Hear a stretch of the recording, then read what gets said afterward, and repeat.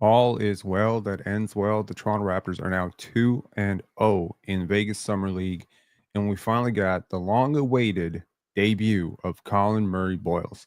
And it didn't start super well. It started with a turnover. It started with an airball three from the corner, and with all the reported, nonsense about CMB being a non-shooter, his track record, priors as a shooter, I think a lot of people were like, "Uh-oh, uh-oh." I was hearing a lot of CMB might be a bust talk after one quarter, which is like, wow, that is incredible. But all is well that ends well. The Toronto Raptors win. CMB has a much better second half. There were some troubling signs. There were a lot of turnovers, a lot of personal fouls, but there were also some very impressive flashes defensively. I think if you're saying this was a good game for Colin Murray-Boyles, you're coping. And to that, I say respect. Do it how you want to do it. Definitely not a great game for CMB. But overall, this is he didn't come out. I want to say like there's a lot of standouts from today's game. CMB's defense, certainly there were some very, very solid stretches there. I don't think this is a good game from Colin Murray-Boyles, but I think you're going to see some good games as he gets a little bit more comfortable. He's coming off that adductor strain, and who knows if that's still bothering him a little bit. Obviously, there's some nerves and some pressure. This is your first real touch of, professional basketball. And, we could certainly look at certain things that looked bad, but then there's a lot of things that probably you missed that looked pretty good. There was a transition play in which his handle was so smooth. He was able to wrap it around his back and just get downhill. So that was good. There, let's take a look. I mean, again, the Toronto Raptors, and I didn't even mention this in the last live, but do y'all realize that I had to look this up after the game? The last game against the Chicago Bulls, the Raptors forced 34 turnovers. And I did not find out until after the game was over and after the live that the previous record in Summer League was 31 last year by the Sacramento Kings. So the Raptors set the record, and there's a lot of people that are turning their heads saying, this team is so good defensively. They are so active, so locked in. There really isn't a rough moment defensively. I mean, maybe they took their foot off the pedal for about 5 minutes of this whole game, but when it was going really well. And I think that comes down to the length and the personnel you have, but also that commitment you have to defense. There was an entire segment of about 8 minutes where they listened to Scotty Barnes basically heap praise on all his teammates. Something interesting that he said was that of all the players, he was asked, put on the record, put on your PR cap, who is the player that is the most underrated or slept on? And I was expecting him to say Jonathan Mobo. I was expecting him to say maybe Jacoby Walter, maybe Grady Dick, give Grady Dick a little boost. Thought maybe he might say Brandon Ingram, RJ Barrett, right? Amidst all the trade rumors around RJ Barrett saying, hey, you know what? RJ Barrett's a pretty damn good basketball player. Led us in scoring last year. He didn't say any of those names. He said Jamal Shed. So that's pretty dope. And I'm a big fan of Jamal Shed. Honestly, there was no wrong answer. I think this entire team is pretty underrated. And I genuinely think that this team is going to surprise a lot of people. And they're already turning heads in Vegas Summer League. And the only question was, were they going to break their own record today? 34 turnovers forced last game. They almost hit 30 in this game.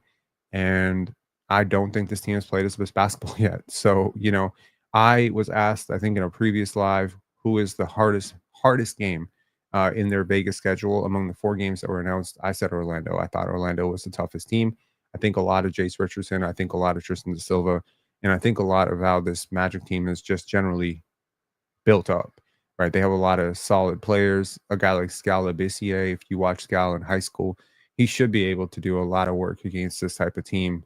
And you're even looking at, a team like Brooklyn that has Drew Timme on it. And it's like Drew Timme is like 25, 26 years old. He should be able to dominate Summer League. So the Raptors don't really have a player like that. Most of their team is super young. They got guys like Chubby Hepburn and, Elijah Martin, who are rookies. So it's not necessarily like the Raptors just brought in some Summer League veteran like a Javon Freeman Liberty or something like that. The closest thing they might have to that is AJ Lawson off the bench, and he had another great game. So let's take a look at what happened in this game. The Raptors got off to a somewhat shakier start than expected in the first quarter, but the game really, really turned around that 2 minutes left in the first quarter. Jacoby Walter hits that huge buzzer beating three against the Orlando Magic again. That's pretty dope. And then the Raptors just carried that momentum right through to the second quarter. And I think a lot of that had to do with, it had a lot to do with Elijah Martin's defense. It had a lot to do with Jonathan Mobo just being so spring chicken today. Doing a lot of stuff with the basketball as a bit of a point forward for this team, being an absolute menace defensively. And I think it had a lot to do with Ulrich Chomche, who was a back-to-back games. He has outplayed Colin Castleton. And I just want to remind you that Colin Castleton is a 4-year collegiate player who racked up the accolades as one of the best collegiate big men for a major school in the SEC, Florida. And he is being outplayed on back-to-back nights by a guy who barely played basketball for the last 4 years. He's played basketball for 4 years. Ulrich Chomche is growing so fast. His motor, his intensity, his reads, his understanding of the game, his active hands, his ability to block the shot at the rim, rebounding. The finishes are still a little bit awkward. I wish, sometimes he would just go through. There's obviously a lot of gaps in Ulrich that, he will continue to pile up. But man, for him to come out and just routinely outplay, first of all, everyone outplayed Colin Castleton. I don't think he has a future on this team, to be clear. But Colin Castleton, again, he should be outplaying most of the players that he's playing with. And Ulrich just came in and outclassed him for the second straight game. And, it's this is the youngest player in the league last year, y'all. Youngest player in the league, least experienced player in the league last year. Barely picked up basketball when he was 14, 15 years old. And for him to be just doing so much, given how far behind the 8-ball he was coming into the league last year as a 57th overall pick, the youngest player in the draft was a 57th overall pick. That tells you a lot, actually. That tells you that people did not believe in this kid, because typically if you're 18 years old, you go lottery if they think that you're going to be a real dude in the NBA, right? Teams love to gamble on those guys. And, we saw another young guy last year in Tijon Salon go really high, Zachary Sachet, really high, right? So a lot of these younger guys, they did go really high, but Ulrich fell all the way to the second round. Other people's mistakes, the Raptors benefit from that. So overall, the Raptors hold it close. I think the Orlando Magic played really well. Was really impressed with Jase Richardson and Tristan da Silva overall. Wendell Moore Jr. as well. So let's take a look at what went on in this game. In all honesty, it was just the bench, right? In a lot of ways, it was the bench. For the Raptors, their entire bench was plus in terms of the plus minus, and their entire starting unit was negative. And I think that had a lot to do with just how that lineup meshed together. And the only change from last game to this game was a swap of Colin Murray-Boyles and Jonathan Mobo. And I know that this may not be music to your ears at this point, but Jonathan Mobo thoroughly outplayed Colin Murray-Boyles tonight. I think he was the better player tonight overall. I think he was more assertive with the basketball. He was just a little bit more aggressive and a little bit more springy, sort of attacking. And I think that's important. That's important, and that synergy in that first unit just did not look right. And I think that's not shade against anyone in that first unit other than Colin Castleton. I think all four of those guys had their moments. Jamison Battle hit his first shot and then missed every single thing after that. But I think defensively, Jamison Battle had some really competent moments. Jacoby Walter getting downhill a bunch of times, hitting that buzzer beater three, also hitting a tough three in the second half. Thought he was good. Raptors really struggled at the line. They went 27 for 43 at the line. You think that might have something to do with tired legs on defense? I think it might. And this team is just burning itself out. Last game, I didn't say very much about AJ Lawson. And one of the callers called in and he was just like, hey, what's the deal with you and AJ Lawson? Because every single time this guy plays well, you don't really credit it. So today I went out of my way to really hone in on AJ Lawson. And I have to say, I was more impressed in this game than I was even last game. Just his ability to attack the rim, to rack up 21 points on 5 for 5 shooting. He was perfect. And he was great. He really was. Defensively, there was a lot of competitive moments and, just connective playmaking, screen setting, communicating. There's nothing wrong with what he did. I think he was very good. So, oh my God. Okay, Molly. It's okay to say a player outplayed another player. Last I checked, they both play for the same team. So if I'm paying one player a compliment at the expense of the other, that's okay. It's perfectly fine for somebody to say Scotty Barnes outplayed RJ Barrett, or that, Brandon Ingram outplayed, somebody. And it's perfectly fine if next year at some point Jacoby Walter outplays RJ Barrett and people have to complain about that. It's kind of a good thing, right? Like, we have a whole bunch of players on this team that are good. And yeah, they have to all be good together. And, I'm pretty sure that this is the worst game we're going to see from Colin Murray-Boyles. I'm pretty sure. And I'm pretty sure this is one of the best games I've seen from Jonathan Mobo as a Raptor. So again, like J-Mo had 12 points, 8 rebounds. He was everywhere. He was a menace. He was handling the basketball. He looked like the most athletic guy on the court, which is saying a lot, really, because there were some really good, athletes on the court. He's good on the backside. He was good in the point of attack and pressure and, helping in the gaps and stuff. And he only got 1 steal, and I'm very shocked by that because honestly, it felt like he had more. It really did. To the point of Ulrich Chomche, like, what a cheat code to be able to bring this guy off your bench. And he had 10 points, and it was nothing overly complicated. And then he split a pair of free throws the first 2 times he went, and then he went 4 for 4 on his final 4 attempts. Seems like he just needed to get the rhythm down. As I mentioned before, AJ Lawson getting to the line 13 times, making 9 free throws, just relentless attacking the rim. And I think that was great.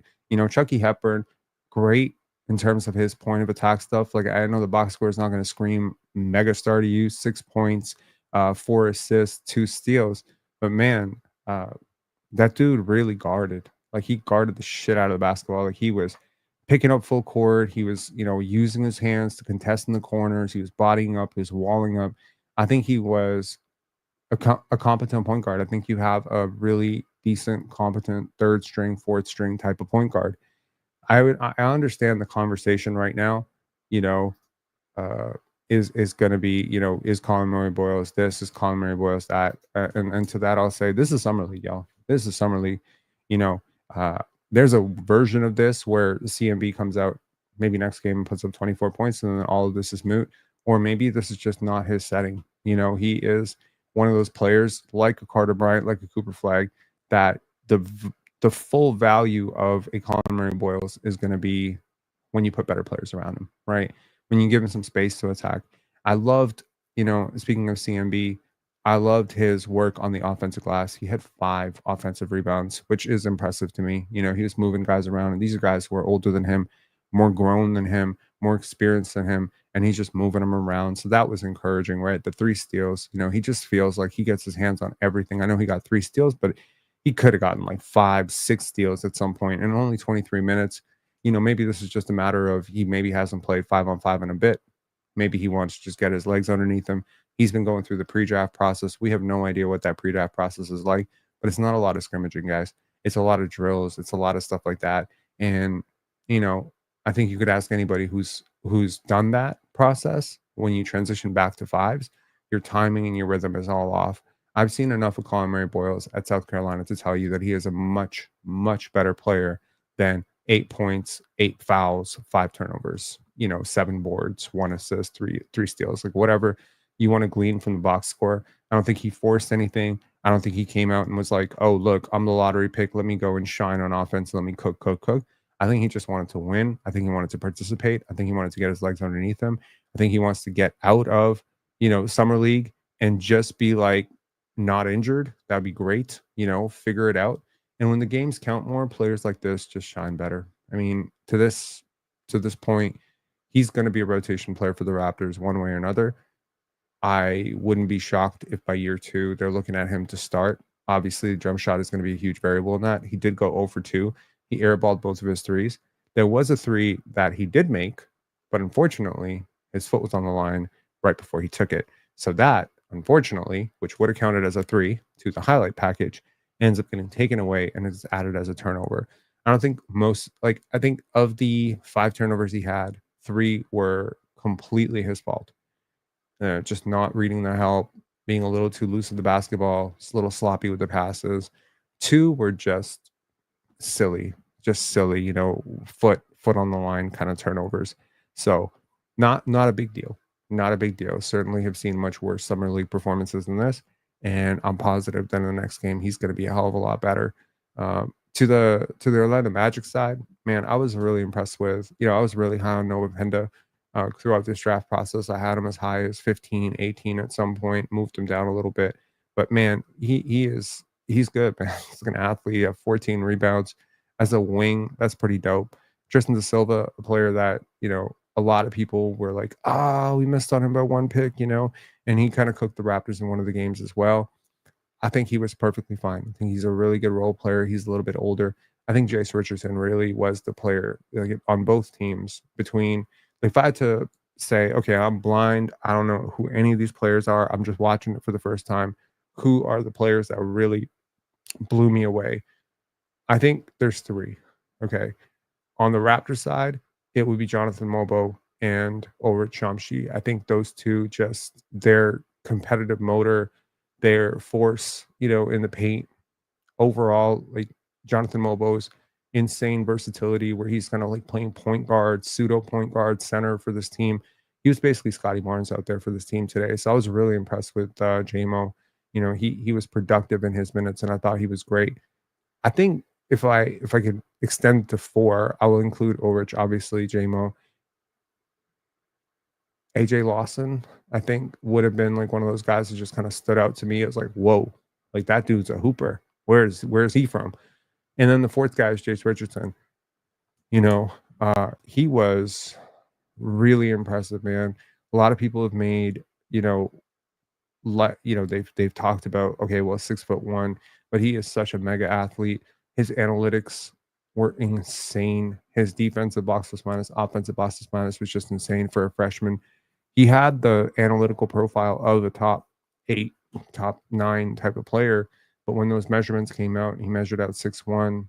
Even with the plus wingspan, I don't think teams were giving him the benefit of the doubt. There was also some rumors about an injury history that might be a little bit worse. So I think a lot of people might have slept on him. I think the Magic might have gotten incredible value between Jase Richardson and Noah Penda in this draft, to the point where I think it's not inconceivable that both guys return top 18, top 17 type of value in a redraft. So that was good. Yeah. Aaron Neptune asking, did you like Chucky's defense? Yeah, I love Chucky Hepburn's defense, man. Like, you can certainly see a world in which he's going to get picked on a lot as a bit of an undersized guard at the pro level. Teams are going to try to scram, but he is very tough. His hands are extremely active. He has great hand-eye coordination. Last game, we broke down back-to-back plays in which one, he kind of poked the ball loose and Elijah Martin got the steal, and then the second one, he just kind of comes from behind and just pokes it away. So his hand-eye coordination is clearly something. He did manage to hit 2 threes in this game. That will be the swing factor for him 100%. If he can become a knockdown three-point shooter, it's funny because you say that about him, you say that about JMO, you say that about, half the guys on this team, Colin Murray-Boyles, Jamal Shed. Like, how many guys are one jump shot away from being super NBA players? Because they have everything else, right? They have everything else. They have the defense. They have the basketball IQ, the connective passing, the reads, the cutting ability, the screening ability. Like, all these guys. Like, you look at someone like a Colin Murray-Boyles. His handle is so impressive for a guy who projects more as a 4-5 at the next level. His handle is so tight, man. Like, what he's able to do with the basketball, just some of the moves that you even saw from him today. I think he's playing more inside a box, but as I mentioned, that transition play, the defender comes, he just wraps it around his back. Bro, that play got no fanfare because I think they were interviewing somebody, but I watched that play like 3-4 different times, and I was just like, his handle is tight, bro. And of course, you saw this at South Carolina. Like, he was able to beat double teams. Like, he can get anywhere he wants on the court. So the jump shot is just that's going to break the game open completely, right? So, all right, let's take a look real quick at some of the plays that caught my eye in this game. Some of them you probably saw that were more obvious, and some maybe you didn't see. We'll see where we go with this. Give me one sec here. Okay, so the first play, obviously, this was the first positive play of Colin Murray-Boyles, and did this a couple of times, right, where he's able to pressure, and I was very curious to see, is he going to be able to stick? Is he going to be able to stay with guards and wings at this place on the court where they can just blow right past him and he's going to have to rely on, you know, explosion and to recover lateral quickness. He's not the burstiest athlete, but he's very coordinated. And here you see the physicality. The physicality creates the rush, creates the pass. Those long, active arms are able to do that. And then that grit to get down on the court, not give up on the play. And it results in a turnover. One of the Magic's 29 turnovers, by the way. This is Ulrich. So again, something that wasn't really called out very much on the broadcast, but we noticed last game there was a play where Ulrich exactly on this side of the court, but on the opposite side of the court. It was almost the exact same play with one small variable. And Ulrich here, and boom, Jacoby's gonna cut. And remember last game, right? Jacoby cuts, and Ulrich dropped it a little too low for Jacoby. Now, I said one of the things that I look for in summer league is do you make the same mistakes over and over again? This time, he doesn't do it low. Clearly something he worked on here. Look at this pass. He leads him perfectly. I'm telling you, 1 foot right, that pass gets picked off. 1 foot left, Jacoby doesn't make it. But boom, perfect. No shot blocker inside, and he makes it. That was great. That's an impressive read. Here, this is also kind of impressive. Again, this is not a made play, but this is Jonathan Mobo kind of getting trapped, dribbling to the side of the court where nobody tells you to, and then splitting a double, which is pretty cool, right? Like here you go. Jase Richardson is right here, and then decides to go away from the double team towards the sideline, beats his man. Ulrich intelligently rolling, knowing there's no help back there, and the only person back there is a guard. And boom, he makes the play. And here, this is where Ulrich really needs to just dunk. This needs to be a dunk. 100% this needs to be a dunk. This cannot be a floater. You're too big as an athlete. They don't have a chance to recover this. Like, I need you to put one shoulder down and yam this on people. But this is what you're going to have to learn if you're a basketball player. And if I'm Ulrich's coach, I'm going to go through this with him. And I'm going to say, once you catch it, I want you to do 2 dribbles, put your shoulder down, and go dunk this. Okay? Because that will change. And you're noticing it with Jonathan Mobo right now. He is dunking everything right now. Another Jonathan Mobo play. Again, I don't think he gets credit for all the shit that he did today, but it was really impressive to watch.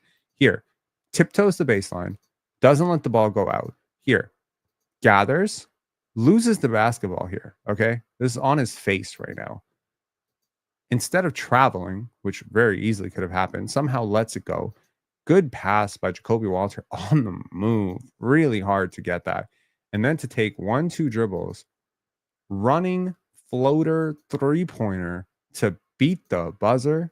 That play is so many layers, but it ends right away if Jonathan Mobo lets it go out.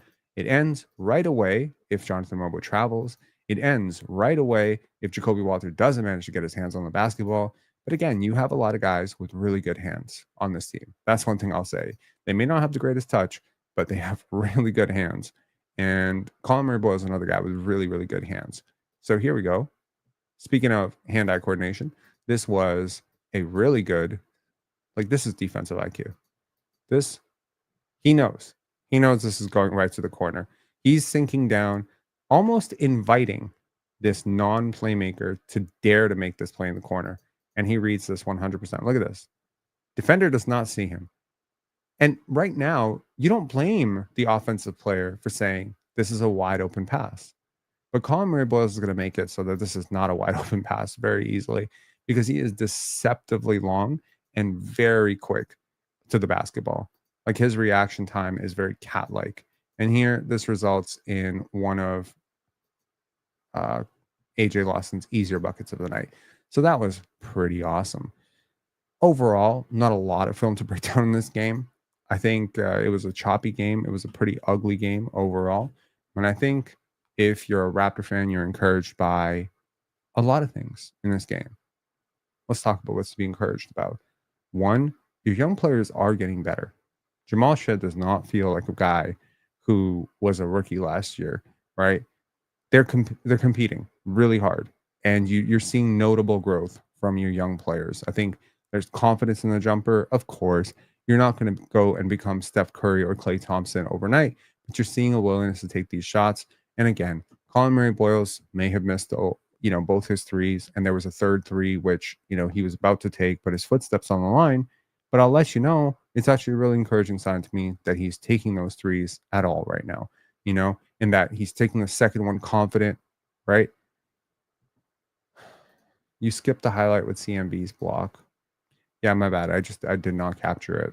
I was trying to hone in on the game, and sometimes you get so bogged in trying to clip that you keep missing parts of the game. And I really wanted to be caught up. Sometimes what I'll do is I'll just start clipping the game as I go forward because I know I have to do a film breakdown. I'll do a better job next time. I'll make sure that there's 10, 12 plays in the next one. But yeah, like I think there's plenty of encouraging things if you're a Raptor fan from your young players. And for Colin Murray-Boyles, it was the defensive timing, it was the locked inness. I think one thing I would like to see more of from him is more defensive pressure and intensity, right? We've been watching some impressive play from guys like Carter Bryant, Cooper Flagg, exactly where we're seeing a lot of force being exerted on the defensive end, some explosive plays. I understand you're coming off of a slight injury. You maybe want to ease into this a little bit more, but hopefully as he gets a little bit more comfortable with his body, gets more comfortable with the speed, gets more familiar with, 5-on-5 pacing at the, and also, for such a good passer, gets more comfortable with his teammates, because that's a huge thing. CMB is a huge connected passer. He's someone who plays off of other players really well. And, like Danny Wolf last year, he had maybe a more featured role than his skill set necessarily requires him to have. In a more ideal setting, Colin Murray-Boyles should not be your best player on the basketball court, but he was for the South Carolina Gamecocks last year, and he performed admirably in that role. But if he's your best player and you don't have a lot around him, that's going to be a problem. So luckily for him, when he comes into the NBA, he's going to be playing off of Brandon Ingram and RJ Barrett, Scotty Barnes. He's going to be able to play off these guys, and he's not going to have to create a million shots for himself. And again, he has some ways to grow, and that jump shot has to come along. But when it does, you'll have a great connective piece who sets solid screens, who is very active and tenacious as a team defender, has a lot of switchability, is a crazy good rebounder. So yeah, you've probably drafted more of a role player at this ninth spot. And I understand a lot of people don't like drafting role players at the ninth spot.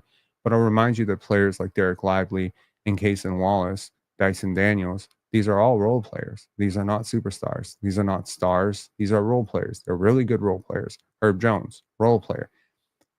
OG Anunoby, to some extent, was also a role player, right? So again, these are valuable players. If Colin Murray-Boyles, never becomes a star, that's perfectly fine. What he'll always be is playable. He'll be a playable NBA player. Did you catch CMB quick interview with S? He comes off as a zero ego guy. Yes, I did. I did catch that interview with The Athletic. And yeah, I mean, I really wish people would stop asking him about that draft night moment. We all know what's up. Hopefully, we all know what's up.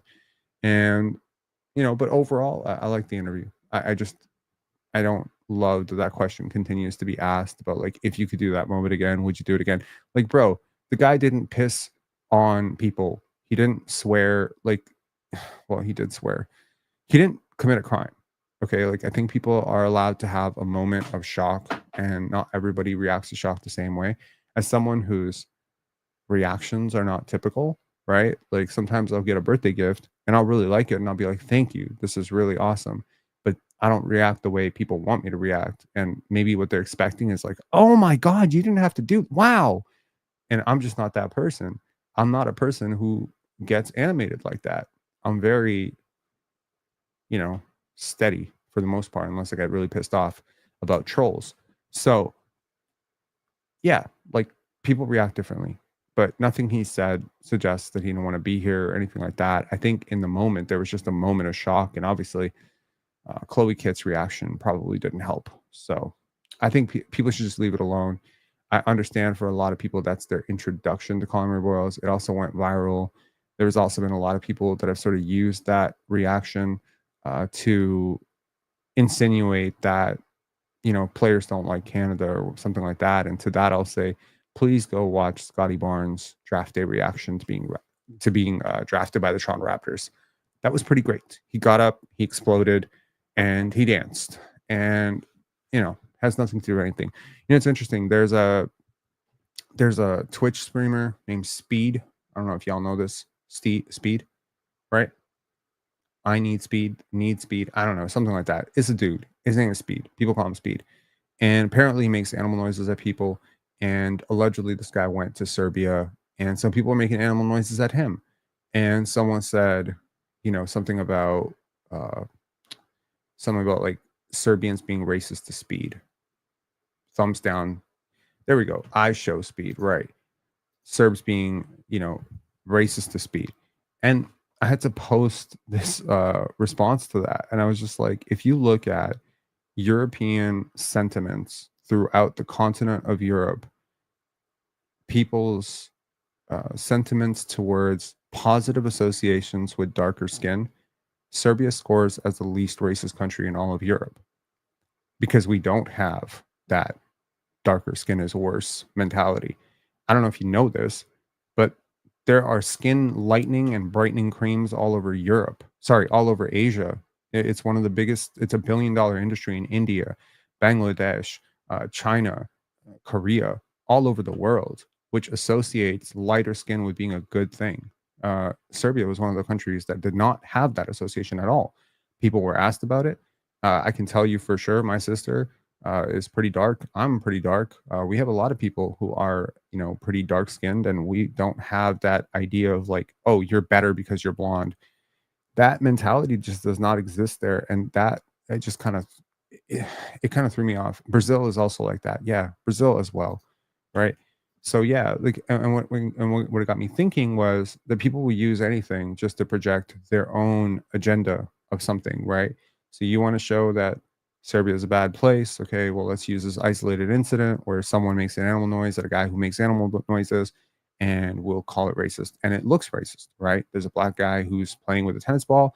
There's a bunch of white people, and one person's making an animal noise at him. Boom, looks very racist and very believable, and outrage sells, right? So yeah, I don't know where it got into this, but I guess my point is, if you want to, if you already believe that American athletes don't like Canada, then Colin Murray-Boyles getting up and saying, fuck, like something like that, it's going to bring you right back to Steve Francis. But that's just not how people have been thinking about for a while. And, thankfully for the Raptors, and thankfully for Colin Murray-Boyles, he had a picture of himself in a really random Raptors shirt from, I want to say, about 5 years ago, that he was able to post. Hopefully that wasn't Photoshop. And they interviewed him beforehand, probably, a little bit of damage control, and played the clip.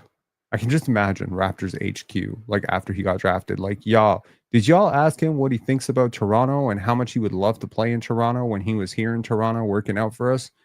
Yeah, we did. What did he say? He said, I would love to be here. Great. Fire that clip up right now. We're going to need it. Right.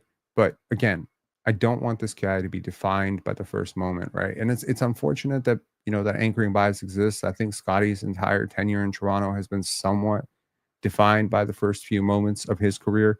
One of which was that Raptors Republic party going like super, super ape shit for Jalen Suggs. And it takes a lot to sort of counter that. So I hope that he counters it soon. I was really hoping that he would come out and have like a 20, 25 point game because it would shut people up. Instead, he airballs a bunch of threes. And while he had solid impact on both ends in other ways, offensive rebounds, screen setting, playmaking, attacking the basketball defensively, I feel like we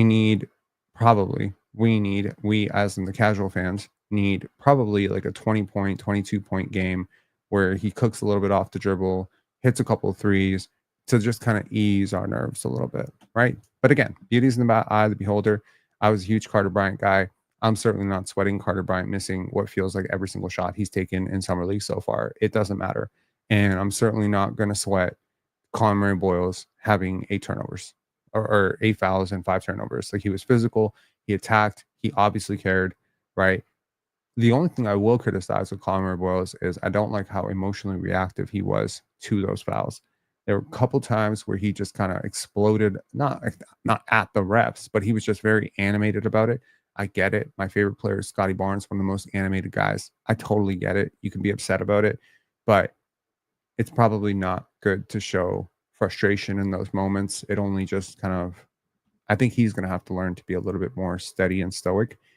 And yeah, any takeaways from this game that, something that really shocked me or really stood out to me? We didn't really talk about Elijah Martin in this game. He missed a ton of shots. And, again, like there's going to be good and bad days with Elijah, especially with that jump shot. He did airball a jump shot himself, so that wasn't great. But yeah, like it's his impact is hard to scale, right? He goes 1 for 7, 17 minutes, 2 points, but a team best plus 14. And if I'm not mistaken, last game he was like a team best plus 34, 36, something like that. They've just been better with Elijah Martin on the court. And I don't know why. They played him a lot with They played him with Chucky Hepburn. I believe at one point they played him with Jamal Shed, so he's playing a little bit more off ball. And I think that will be his role at the NBA level. I don't necessarily think he is going to be passing the basketball well enough that he is going to be like a full-time point guard. And I think that will be more of a Chucky Hepburn thing if they both play together in the G League. But yeah, Tom Golden spoke about Elijah's contributions to the championship this year. Yeah, like here's the thing. I think he is so important to winning because he is so switchable. And, he does kind of have that 6'1", 6'2" power forward game, which is a very weird, someone tried to compare, I believe there was someone in the comments who was comparing, or someone in the Collin show. Yeah, I think it was Tonius, if I'm not mistaken, who compared Colin Murray-Boyles to PJ Tucker. I actually think Elijah Martin has a lot more in common with PJ Tucker, if you're being honest. Like, I think if he can get that corner 3-point shot down the way PJ Tucker did, like Elijah Martin can have a long career. Yeah. Hi, and Dirk saying I'm still unsure about Martin. Well, I think one thing to talk about right now, which would be very important, is what are the Raptors doing with the final roster spots? So, kind of interesting. So last year, one sec.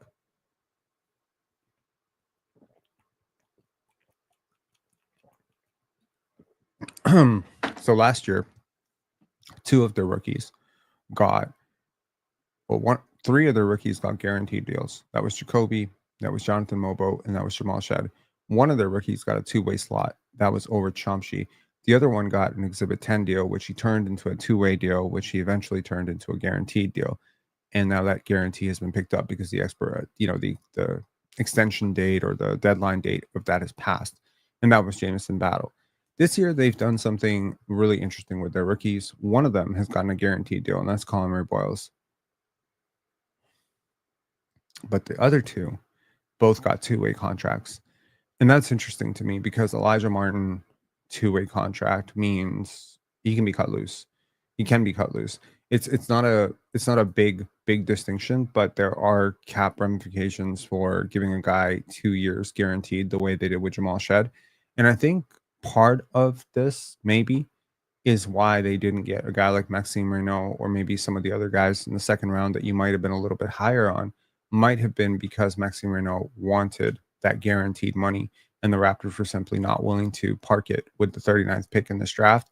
And I think you can make a case that this draft was pretty deep until about 34, 35. But after that, it did become a little bit slim pickings beyond Maxime Renault. And maybe the Raptors had just sort of internally decided they weren't going to park like a guaranteed spot there because of all the roster uncertainty, tax uncertainty. They might have to waive somebody. That's sort of the trade-off here. So you go with a guy, he didn't sign for a bit, so you're almost like a little bit confused. Like he took the longest to sign. So I wonder if they were trying to see if they can clear some salary before, or if there's some sort of RJ Barrett, Ochai Abaji, Grady Dick, one of those guys, Emmanuel Quickly, one of those guys trade that is in the works right now, and they were just trying to see if they can get it done before signing Elijah. But nevertheless, the 2-way can be converted. Obviously, the 2-way can be converted. Last year, they also had Brandon Carlson. They had to let him go to get Jamison Battle on. That was interesting. did appreciate that.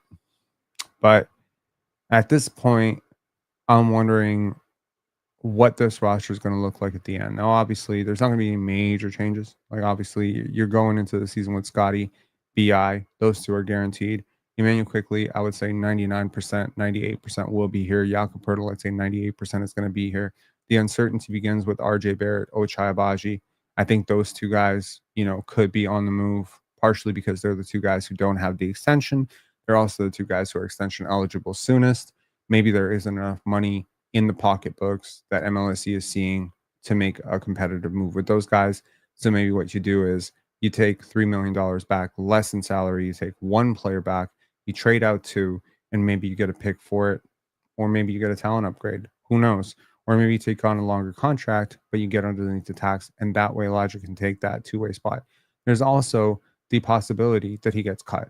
And I think that's a real possibility with Elijah and Chucky, that both these guys don't survive. They're both kind of vying for a similar spot. Neither one is a lights out shooter, right?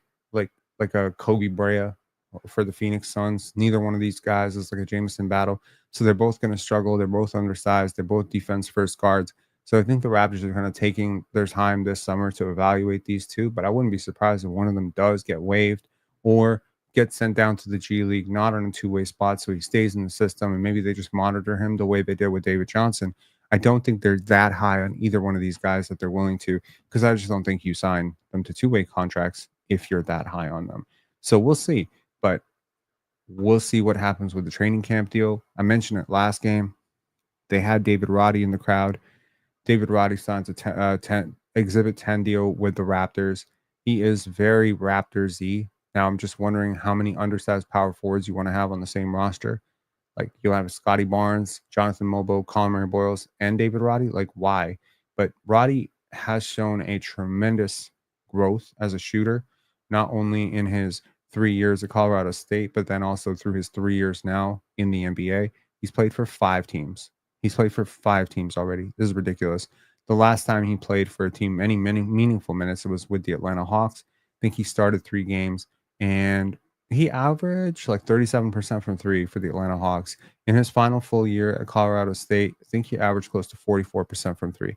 This is a guy who started out not being able to shoot at all and was basically like not a good player and not an NBA player at all. He's on nobody's NBA radar. And then suddenly he can shoot, and it's very different. We're talking Grant Williams different. So the Raptors were very high on David Roddy at the draft. I suspect if they'd kept that pick that they traded for Thaddeus Young, they might have actually picked him in the first round. So now you have a chance to look at him on a camp deal. Is he going to help you more than Chucky Hepburn or Elijah Martin? Maybe. Because I think you internally also have to be mindful of that 15th roster spot.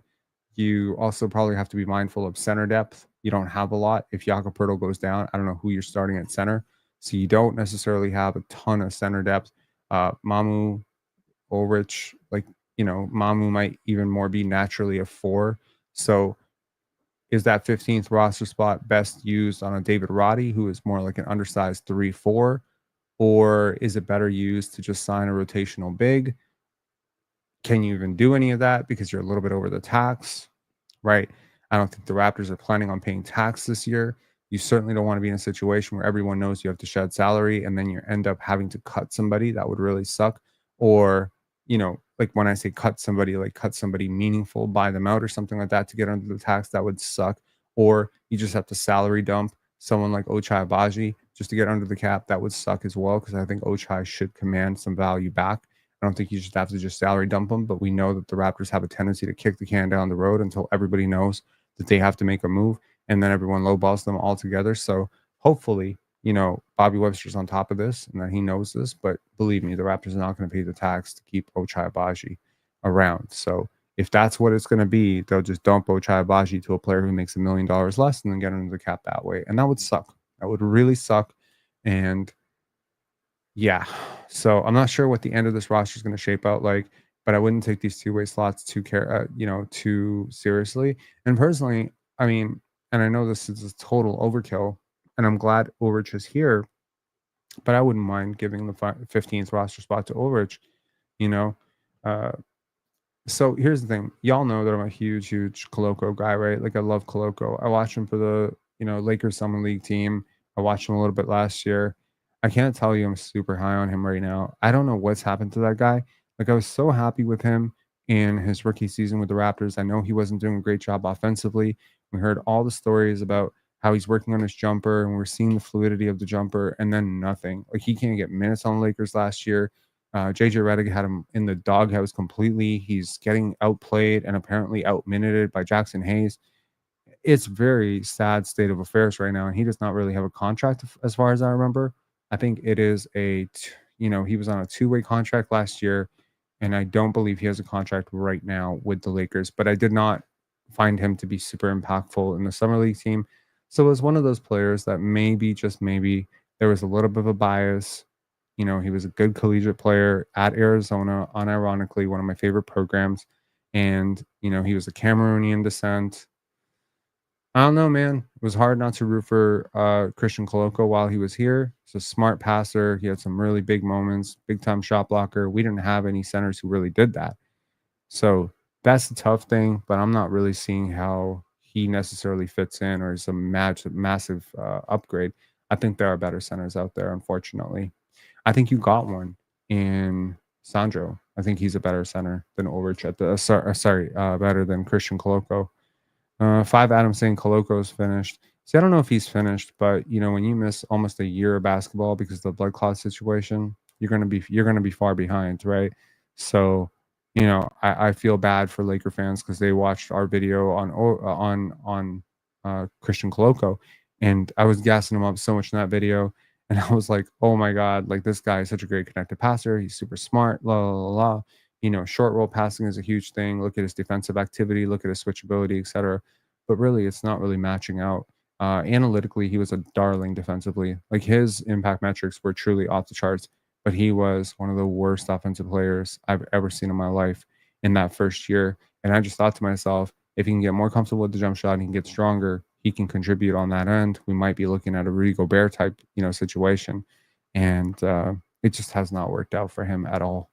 We have a super chat here. Let me just get to it right now. It's Raptor guy. I remember I compared Ulrich to Pop So, and he has now exceeded my expectations. Yo, shout us to Raptors OG Pop So. I wonder how much of that comparison has anything to do with their continent of origin. But I certainly understand why you would say that. Ulrich is bigger than Pop So, and I also liked Pop So, to be honest. Like before, a little bit of bullshit kind of got in the way of that. But yeah, I like Pop So. He was a super energy guy, very fluid guy for 6'9". It's pretty cool. Misi better have a king career. I don't know. Johnny A saying Grady girl, nice. You saw her, huh? She was trying real hard not to give Darko Rajakovic, eye contact as he was trying to talk to Grady on the bench. Ken E saying AJ looks better than Grady off the bench. Well, AJ Lawson is shooting it a little bit better, and I think that is a huge thing that is going to keep him in his NBA career. Like he shot 50% last game, he shot 100% this game from three. That means he's shooting really well. He's shooting well almost 60% plus in summer league from three so far. If that can continue, I think he'll make himself really hard to cut. Right. And at that point, you do have to look at some of the more expensive guys on your roster, like Ochai Abaji, and just ask yourself, no offense, Ochai, how much more are you giving me than AJ Lawson, who's coming in on basically a minimum contract, is a hometown guy. And then I have, someone like Ochai Abaji, who might fancy himself as a $30 million, $39 million extension.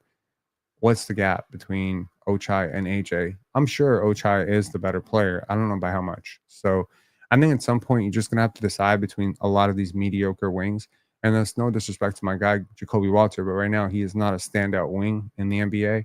RJ Barrett is on the very, very high end of that, but Grady is on the lower end of that. Jameson Battles on the mid to low end of that.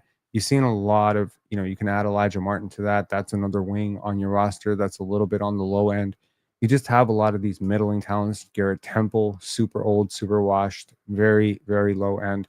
You just have a lot of guys who are kind of at the same place. let me give you an example. Let's say you have a guard rotation of, okay, let's say your shooting guard depth chart is Jamal Murray, Tim Hardaway Jr., Jalen Pickett, right?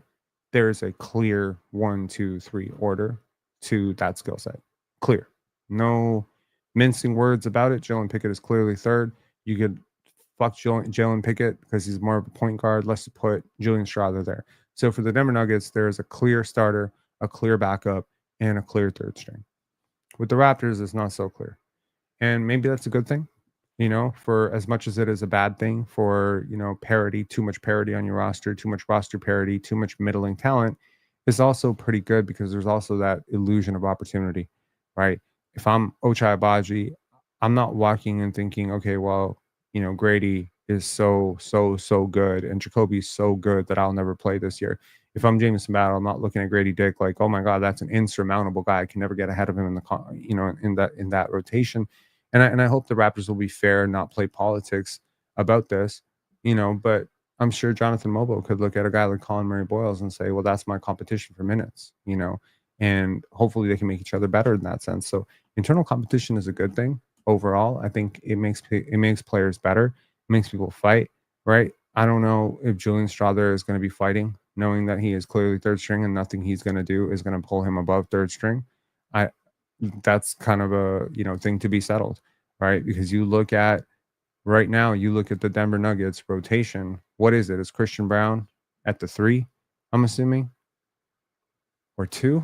Is Jamal Murray the 1? Christian Brown the 2, then Tim Hardaway. So I'm looking at a guy like Julian Strawther, and I'm like, man, I might be the 5th wing on this team, if I play my cards right. Whereas Jameson Battle could be the 6th man by the end of the year if he plays his cards right. Jonathan Mobo could be the 6th man. Colin Murray-Boyles could be the 6th man. Jacoby Walter could be the 6th man. Jamal Shed could be the 6th man. None of these guys inspire confidence as like, oh, they're as good as Tim Hardaway Jr., Malik Beasley. They're not Tobias Harris. They're not that good at all. But they all can be that level of player or better. So hopefully that internal competition will drive some friction. Hopefully the Raptors stay relatively healthy so that we don't have to see a lot of these guys thrust into roles that they probably can't play right now. But, it's not the worst thing in the world to be 12, 13 deep. I do think like AJ Lawson, if you have to cut him because of a roster crunch and then you're holding on to $6 million Ochai, I just don't think there's a huge gap between these two players right now. I think they're relatively even. Like, if I'm being honest, they're both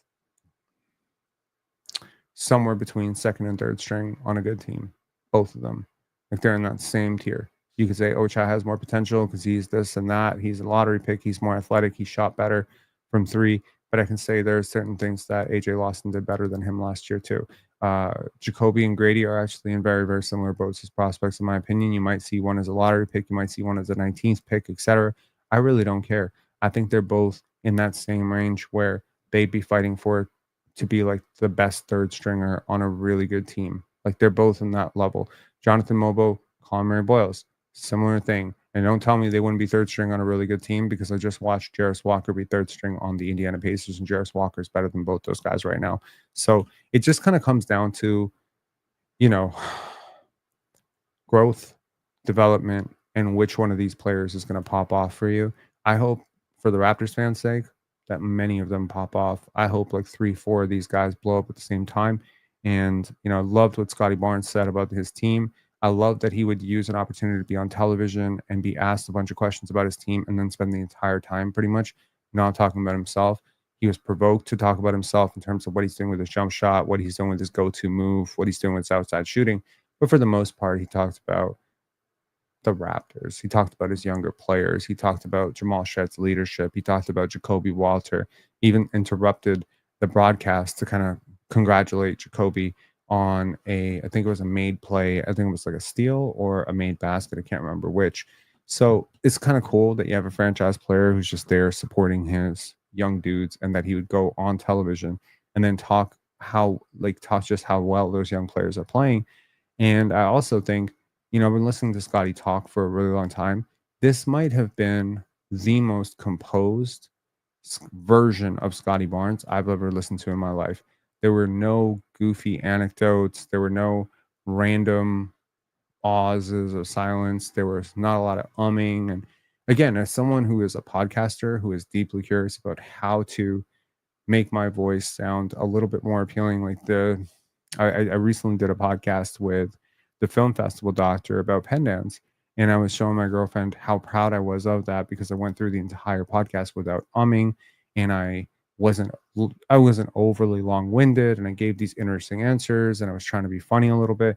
So just listening back to that, and I was like, I've honed in on this myself as a content creator. I hone in on this on the panel all the time, and now to see one of my favorite players just growing so much in that regard in terms of his communication and his ability. And please understand, I loved Scotty Barnes when he was umming and erring all over the place. This dude like is never going to catch any strays from me for, not speaking however people wanted to speak, whatever.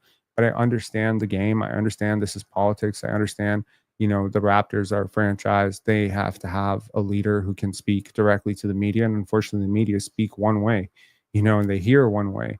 And if you don't talk that way, they think you're stupid. They think you're slow. They think you're lazy. They think all these things about you. So it was really cool to see Scotty Barnes articulate himself so clearly, but also that he remains Scotty. You know what I mean? He didn't become somebody else. He's not talking like he's some corporate suit. He was still paying all the praise to the other players, using that moment to magnify and spotlight those players. And that's really what you want from your franchise player. You want belief, you want trust, you want knowledge, right? He's able to cite specific things about Jacoby.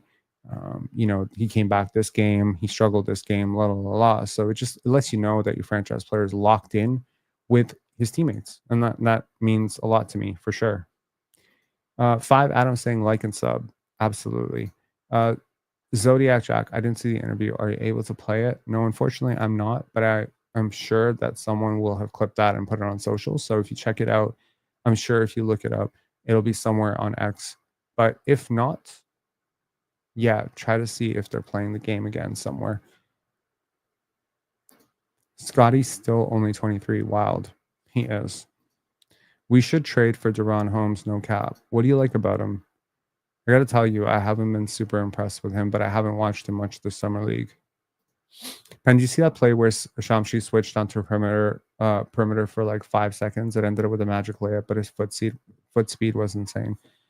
I agree. I think his switchability for a player that big and his ability to use his hands to sort of keep the distance and stay connected, and then further beyond that, his ability to recover back when he gets beat is second to none on this team among bigs. He's very good at that stuff. I just think sometimes he's still trying to think like, what am I supposed to be doing here? What am I supposed to be doing? It's not natural. And when you haven't played a game long enough, that's what happens, right? When you've mainly haven't really played a lot of 5-on-5. I think if you remember, we interviewed his trainer, and he said the one thing that he regrets is that they didn't play enough games. They're doing a lot of skills training, which you can clearly see on his touch and the screens and how he dives on the rolls. Like you can, that's all drill shit. He's basically playing an exaggerated scrimmage or like a beep drill. Like he's just constantly in drill mode, right?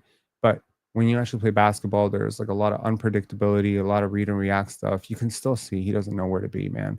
There's so many plays where he's kind of getting in someone's way, realizing, oh, I'm in his way, and then he's trying to clear out, but he doesn't know where to go. So he really just doesn't understand basketball right now. This is the same thing I outlined with his game pre-draft last year.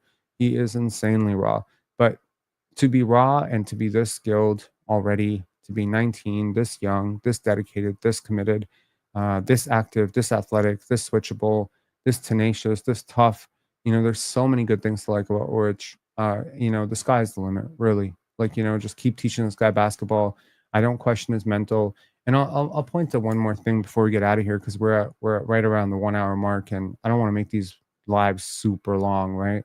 But I also don't want to disrespect the audience by making them super short either. So sometimes I might end up talking about some stuff that isn't completely related, but is a little bit related. Today, Eric Spoelstra called out Koloko. I don't know if y'all caught that. It was an interview where he talks about professionalism, and he said Koloko needs to be a lot more professional. And obviously, I think if the last I checked, Koloko had a hell of a game today. Let me just check here. What was the final box score for him? He had 17 points in what felt like 10 minutes at some point. So I think he went off. Yeah, he had 21 points, 9 rebounds. Definitely his best game of summer league, but they got smacked by 20 by the Cleveland Cavaliers, and they now moved to 0-2. And there were a lot of concerns prior to the draft about Kolko's professionalism, about his motor, his work ethic, these things. And I penned something that I'd like to share with you. Hold on one sec.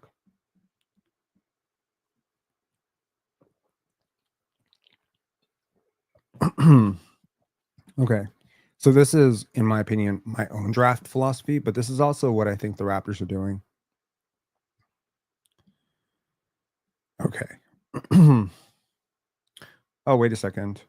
Oh, the Raptor. Yeah, we do. There's a really easy way to see Scotty's interview. Hold on, I'll pull it up as well before I read this. Hang on one sec. Sorry, I realized the Raptors posted it, so let me just pull it up and then I'll play that as well. But yes, anyways, my note on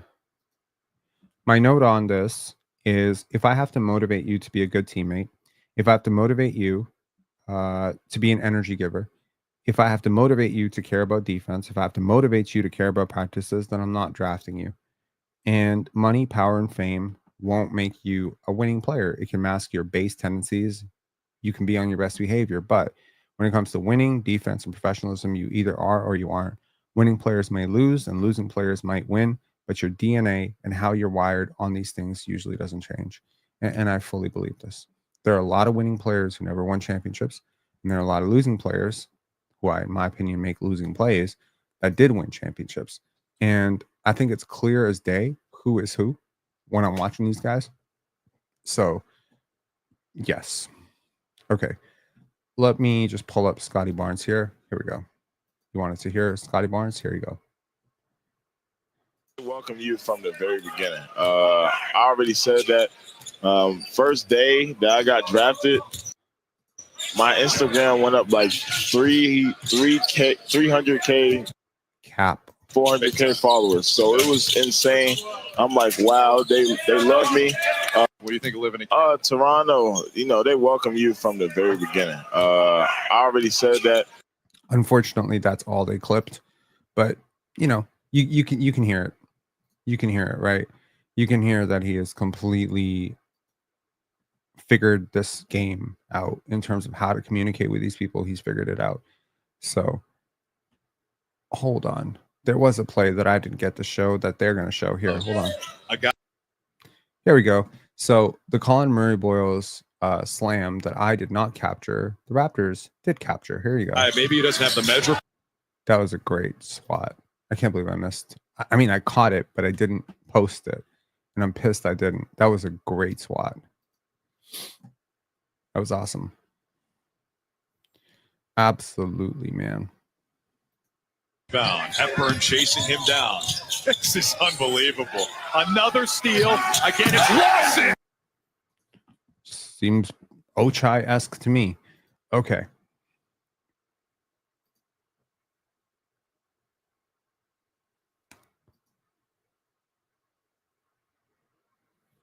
Man, I thought that was cap too. I'm pretty sure it is. I'm pretty sure that he did not grow up 300,000 followers in a day. If it happened, first of all, I don't think it happened, but I don't remember what he was at. I just don't think 300,000 is possible in a day for him. I think it would have been probably 30, 40,000 maybe. So he probably stretched the hell out of that. I don't think he was lying. I just don't think he remembers, but I could be wrong. Someone please research it. There's got to be a way to figure out where the social media spikes go. So yes, not Donald Fagen. A coworker made a short film. It was accepted to premiere at Fantasia Film Fest in Montreal. I mentioned Pen Dance. Best way to contact you through the Pen Dance site. Your email listed there. Not Donald Fagen. The best way to contact Pen Dance. I will actually write it and you can send this email to your friend. Thank you so much for the super chat, by the way. I'm gonna write it in the chat so that it doesn't end up we don't end up with a whole bunch of bullshit coming to it. But yeah, here you go.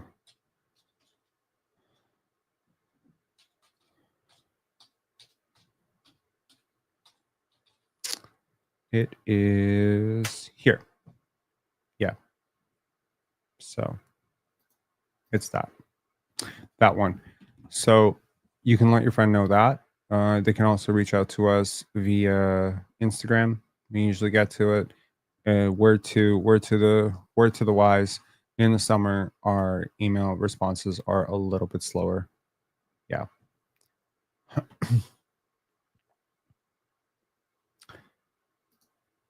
Both games, the broadcast was surprised about the defensive intensity. Love to see it. Oh, they're letting people know. They are letting people know who they are defensively. This team is putting the whole league on notice. And I think it's setting a really, really good atmosphere for what to expect in training camp, what to expect in preseason, and hopefully carries forward. Unfortunately, the Raptors are playing a lot of guys right now that are defensively oriented to begin with. Jamal Shed, defensively oriented. Jonathan Mobo, defensively oriented. Colin Murray-Boyles, defensively oriented. Every player who's playing for you right now, their major skill is on the defensive end. Their offense is the thing that's questionable. Unfortunately, the guys who are not playing, there's a couple of guys, specifically Grady Digg, RJ Barrett, Emmanuel Quickly at times, that maybe their defense isn't the greatest. Brandon Ingram, also at times, maybe the defensive effort is not as great. So you hope that the veterans will take a note from the youngsters. That'd be great. Anyways, y'all, I am a little bit hungover. I'll be, in fairness, I let y'all know yesterday I was going to my friend Patrick's birthday. And while at the birthday, I got not drunk. No, I don't think I got drunk. I don't think I got drunk at all. Actually, I drank just enough. I hadn't eaten very much, but unfortunately, I mixed a lot of drinks. That was not good. I mixed a little bit of whiskey there. There was a vodka shot. There was a couple of beers involved. There was one of those, what is it? Rum and Coke, So it was a lot of things, but I was holding up perfectly fine. And then we went to the front of the house and someone passed a joint. And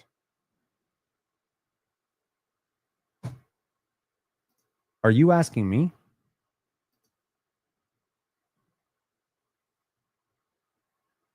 Who are you talking to?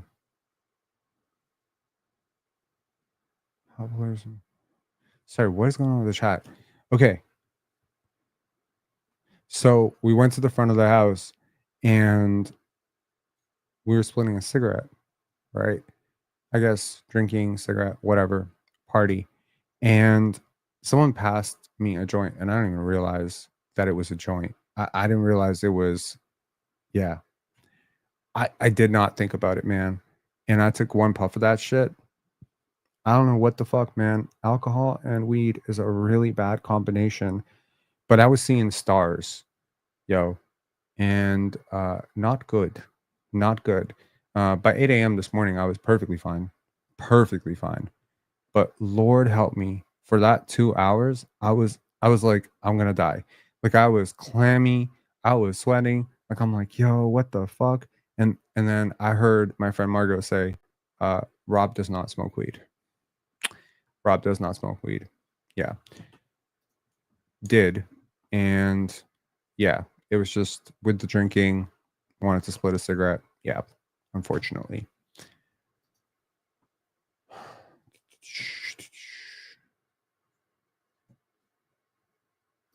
Do you think Chomche will start next game? He certainly should. What more does this man have to do to start? He has thoroughly outplayed the guy who has played in front of him 2 straight games. I do think they're trying to relieve some of the pressure off of him. James saying peer pressure. It definitely was not peer pressure.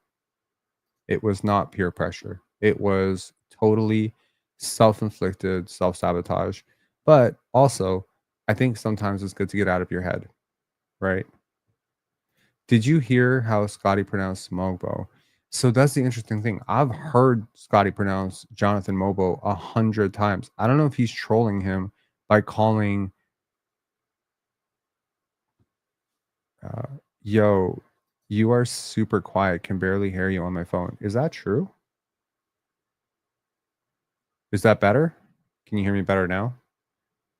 My volume was probably just a tad low. But yeah, I don't think that's a problem for enough people, man. Do you have a good Ulrich comparison? That's a good question. Well, it's not Giannis. I'll tell you that.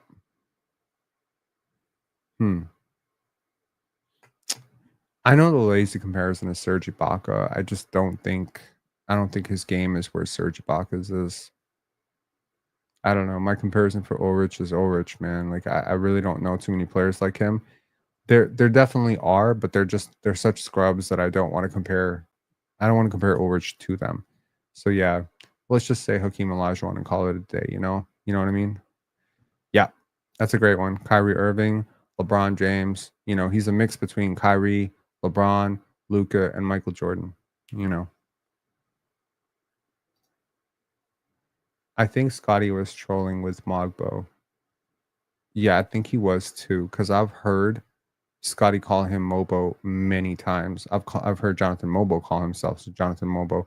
So if he is calling him Mogbo, I mean, of course, phonetically that sort of makes sense, Mogbo. But Masai Ujiri called him Mobo.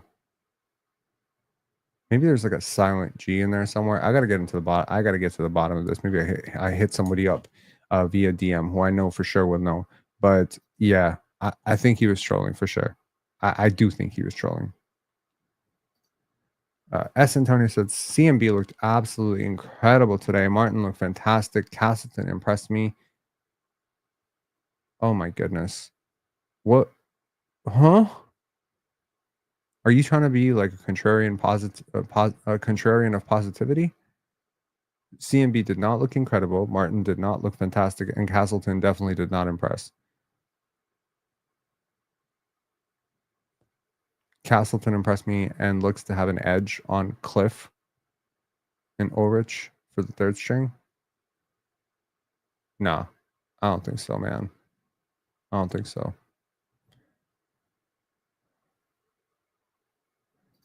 It's like Abaji. The G is silent in English. I thought so too. I've been correcting. Like, I mean, my God, Scotty. Like, if I'm wrong about this shit, I've been complaining about people calling Mogbo for so long now. I've been saying like, it's Mobo, yo. It's Mobo, yo. And now, if it actually ends up being Mogbo, I have some apologies. Jonathan saying, enjoyed the game. These youngsters are great together. Hepburn looks like he fits in nice. Yeah, he does, right? Like, it's so funny. Like, the Raptors have drafted all these role players, and a little bit like Jakob Poeltl, there's nothing that really jumps out to you. But I think people are wired to love pseudo stars more than great role players. You know what I mean? Like, they'll celebrate a guy like Victor Oladipo, right? Or even somebody like Quentin Grimes, right? We can do a little bit off the bounce and whatever, maybe isn't a star. But Cam Whitmore, I'm sure half this fan base would trade Grady Dick for Cam Whitmore right now, right? So I don't know.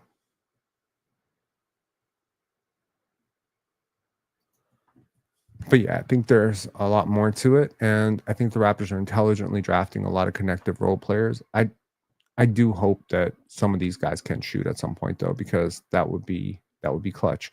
Anyways, y'all, I'm gonna get out of here. I hope you have a wonderful day. Hopefully, I'm feeling a little bit better. I will be on the panel, Players Choice panel, on Tuesday and Wednesday this week, so you can catch me there as well. And we'll definitely do a summer league wrap up. We'll continue to do summer league games. There's 2 more. Obviously, the Raptors are now 2-0.